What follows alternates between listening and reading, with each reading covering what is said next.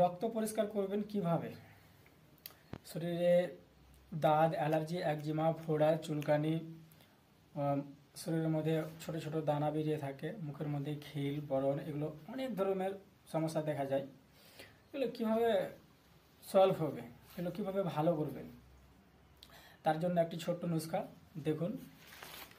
এই যে নিম পাতা, মোটামুটি হাতের মুঠোর 1 মুঠো নিম পাতা, 10টি কালো মরিচ, মিনিমাম 10 থেকে 12টি হলেও হবে, কালো মরিচ বা যাকে গোলমরিচ বলি, এইগুলোকে দিয়ে মিশ্রণ করে শরবত বানিয়ে ছেঁকে খান। অবশ্যই 100% রেজাল্ট, সলভ হয়ে যাবে। এতে কি হয়, যদি শুধু নিমের পাতাটাই যদি খাওয়া যায় সকালে খালি পেটে, 5 থেকে 7টি পাতা, বায়ু, পিত্ত, কফ এগুলো কিন্তু দূর হবে। শুধু এগুলো না, রক্ত পরিষ্কার হবে এটাই না, তার সাথে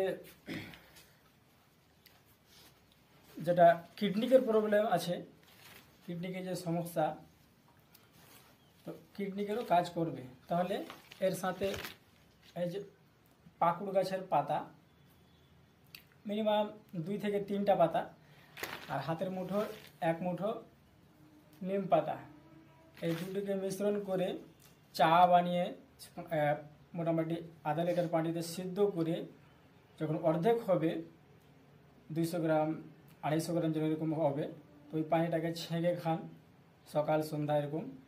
তাহলে এতে আপনার কিডনি মেয়োসিস হয়ে যাবে, কিডনি ফিল্টার হয়ে যাবে। এমনকি যদি বলে থাকে ডায়ালিসিস করাতে হবে কিডনি, ওটারও সলভ হয়ে যাবে। নো সাইড ইফেক্ট, কোনো এর সাইড ইফেক্ট নাই, 100% কাজ।